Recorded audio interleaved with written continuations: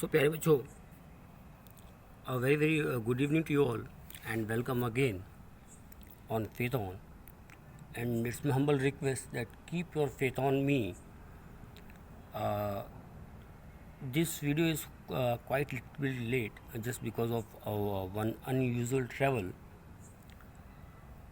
चलिए बच्चों, सबसे पहली इम्पोर्टेंट चीज़ कि आपकी डेट शीट आ चुकी है और 30 नवंबर से you are going to appear in your first some board exam. हम लोगों ने कॉनकेव मिरर को इसके पहले वीडियोस में जो भी उसके कॉन्सेप्ट थे उनको बहुत अच्छे से समझ लिया था. अब थोड़ा सा आ जाते हैं हम लोग प्रैक्टिस प्रॉब्लम पर, ताकि आप लोग एक हैबिट में आ जाए कि कैसे आपको MCQs को अटेम्प्ट करना है during the exam. So the question is, if source of light kept at focus, right, हमने लाइट का जो सोर्स है या बल्ब उसको फोकस पे रख दिया है. Which among the following will form the parallel beam, तो इनमें से कौन है जो कि पैरेलल बीम को बनाएगा. राइट, मैं अभी कॉनकेव मिरर्स के हम लोग पे प्रैक्टिस कर रहे हैं, तो वो तो क्लियर है कि इसका आंसर तो आपका कॉनकेव मिरर ही होगा क्यों, ये समझ लेते हैं.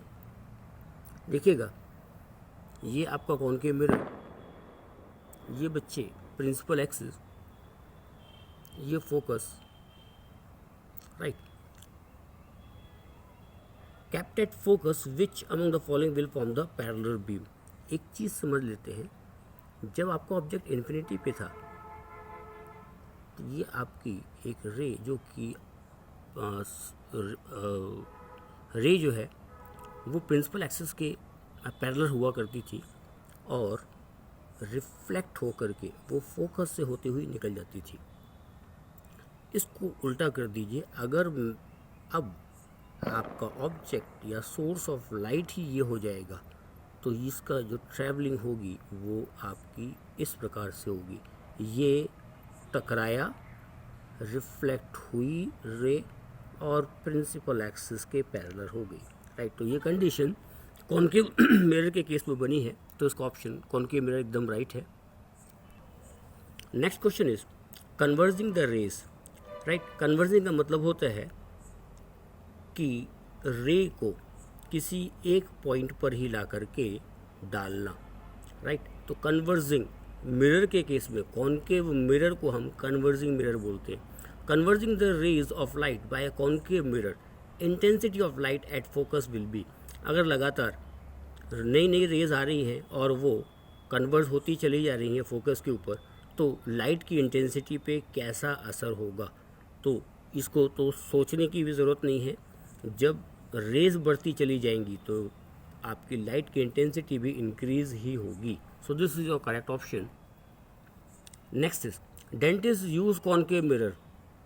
राइट, इंपॉर्टेंट चीज़, मोस्ट प्रोबेबली वो डेंटिस्ट का वर्ड कहीं ना कहीं पर यूज़ होगा ही होगा, तो आप डेंटिस्ट को कॉनकेव मिरर से हमेशा लिंक करके रखें. So dentist use concave mirror to see upright and magnified image. मतलब कि जो इमेज है, ये मान लीजिए बच्चे आपका प्रिंसिपल एक्सिस है, वो क्या बोल रहे हैं कि इमेज जो फॉर्म हो रही है वो अपराइट है, मतलब प्रिंसिपल एक्सिस के ऊपर ही है. राइट, इमेज प्रिंसिपल एक्सिस के ऊपर है और मैग्नीफाइड मतलब कि बड़ी भी है. Then teeth should be consider to held at. तो अब जो दांत होंगे वो दांत कहाँ पर हो या वो अपने इस मिरर को कैसे एडजस्ट करे. राइट, कि उसको ये रिक्वायर्ड कंडीशन जो है, मतलब इरेक्ट और मैग्नीफाइड इमेज मिल जाए. तो कॉनकेव मिरर के केस में हमको हर एक इमेज रियल और इन्वर्टेड ही मिल रही है. केवल एक लास्ट वाला केस है जब हम ऑब्जेक्ट को पोल और फोकस के बीच में रखते हैं, तब आपको जो इमेज है वो इरेक्ट भी मिलेगी, मतलब अपराइट मिलेगी और मैग्नीफाइड मिलेगी. It means D option is the correct one. Next is in flood light the position of source of light for concave mirror should be. Right, flood light के case में जो light source होगा concave mirror में वो कहाँ पर होगा. Right, तो ये एकदम क्लियर है कि आप इसको हमेशा कहाँ रखेंगे, सेंटर ऑफ कर्वेचर के पीछे. Focal length of converging mirror, concave mirror, of radius of curvature 30 centimetre. बच्चे हमको पता है formula R is equals to 2 into F होता है। Clear? Radius of curvature it is given 30 is equals to 2 into F, right. तो F निकालना है तो 2 उधर चला जाएगा, तो this is 30/2, so this is 15। So your option C, this is the correct one. Next question is what should be the minimum distance of object kept in front of a concave mirror, right? ये concave mirror, इसका front side ये वाला है, मतलब कि यहाँ पर distance वो पूछ रहा है what should be the minimum distance of object kept in front of a concave mirror so that we would get real image as of the same size, right? हमको image भी real मिले और उसका जो size है, object का size और image का साइज़ भी बराबर हो। तो जब हम लोग अपने कॉन्सेप्चुअल वीडियोस में थे तो ये मैंने आप लोगों को बताया था कि अगर आप ऑब्जेक्ट को सेंटर ऑफ कर्वेचर के ऊपर रखेंगे तो आपको इमेज भी सेंटर ऑफ कर्वेचर पर ही मिलेगी, और ऑब्जेक्ट की हाइट और इमेज की हाइट या ऑब्जेक्ट का साइज़ और इमेज का साइज़ इक्वल होगा। क्लियर? अब ऑप्शन देखते हैं।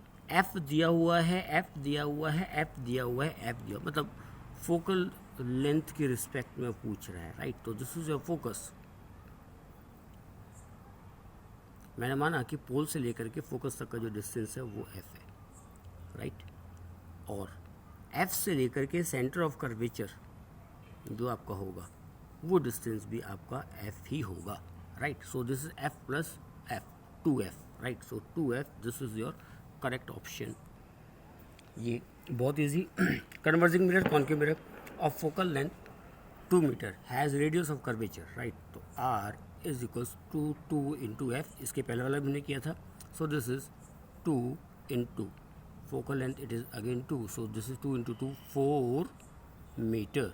सो ऑप्शन 1 इज द करेक्ट। बेटा जी, just look at the figure. What will be the position of image of an object A B. देखिएगा सी के पीछे एक ऑब्जेक्ट रखा हुआ है ए बी, राइट। मिरर आपका कॉन्केव है। अब जो इमेज बनेगी वो कहाँ पर बनेगी? अगर ऑब्जेक्ट सी के पीछे है तो इमेज हमेशा बनेगी सी और एफ के बीच में। इसका मतलब जो करेक्ट ऑप्शन होगा वो आपका होगा डी वाला। मेरे ख्याल से बताने की भी ज़रूरत नहीं है क्योंकि आप लोगों ने इतनी प्रैक्टिस की हुई है, राइट। इतना मैंने आपको ये सारी चीज़ें करवा दी हैं कि आप देखते ही इसको समझ सकते हैं। देखिएगा सी पर क्या रखा है आपका ऑब्जेक्ट ए बी, राइट। अब इमेज कहाँ पर बनेगी? अगर ऑब्जेक्ट सी पर है तो इमेज भी सी पर ही बनेगी, राइट। ऑब्जेक्ट का जो साइज़ है इमेज का साइज़ भी वही होगा। इमेज आपकी इन्वर्टेड होगी, इसका मतलब कि आपकी इमेज मिरर के सामने है तो रियल इन्वर्टेड, और उसका साइज़ जो होगा वो भी same. It means option A is the correct one. Which of the following diagram represent the correct path of reflected ray. Reflected ray का करेक्ट पाथ कौन सा डायग्राम हमको बता रहा है? चलिए पहले भी देखते हैं। सेंटर ऑफ कर्वेचर से रे जा रही है और वहीं से वापस आ रही है, कोई दिक्कत नहीं है इसमें। फोकस से होती हुई जा रही है, राइट। आगे क्लियर नहीं, मतलब गड़बड़। सेकंड में देखिए बिल्कुल गलत। थर्ड में देखिए, थर्ड में बाद में देखते हैं, पहले फोर्थ देख लेते हैं। फोर्थ सही है कि गलत है? फोर्थ में आपकी सेंटर ऑफ कर्वेचर से जाने वाली रे रिफ्लेक्ट होकर के प्रिंसिपल एक्सिस के पैरेलल हो गई। हमको तो किसी ने नहीं बताई ये बात कि ऐसा भी कुछ होता है, राइट। इसका मतलब कि अब जो सी ऑप्शन है इस पर थोड़ा सा गौर कर लें कि प्रिंसिपल एक्सिस के पैरेलल है और रिफ्लेक्ट होके, जो हमारा एक जनरल रूल है उसी के हिसाब से ही समझ आ रहा है कि सी वाला आपका करेक्ट है। My dear students, the next question is a big shiny spoon is a good example of, right. चम्मच ये गुड एग्जांपल है कॉन्केव मिरर का। हाँ बिल्कुल कॉन्केव मिरर का गुड एग्जांपल है, लेकिन बच्चों अगर मैं उसकी दोनों साइड को लूँ तो एक साइड कॉनकेव मिरर है तो दूसरी साइड मुझे कॉन्वेक्स मिरर को शो करती है। इसका मतलब रुक जाते हैं थोड़ा सा, प्लेन पे चलते हैं, बिल्कुल रुकने की ज़रूरत नहीं, बढ़ जाओ एकदम आगे, हो ही नहीं सकता। कॉन्वेक्स मिरर यहाँ पर भी रुक जाते हैं। एक साइड तो कॉन्वेक्स मिरर होती है बॉस, लेकिन एक साइड कॉनकेव मिरर होती है। इसका मतलब कंफ्यूजिंग है। स्पेरिकल मिरर, स्पेरिकल मिरर वो मिरर होंगे जिनका रिफ्लेक्टिंग सरफेस आपका कर्व होगा। तो जो स्पून है वो आपका कॉनकेव और कॉन्वेक्स दोनों मिरर को शो करता है। इसका मतलब जो डी वाला है ये ऑप्शन आपका है करेक्ट।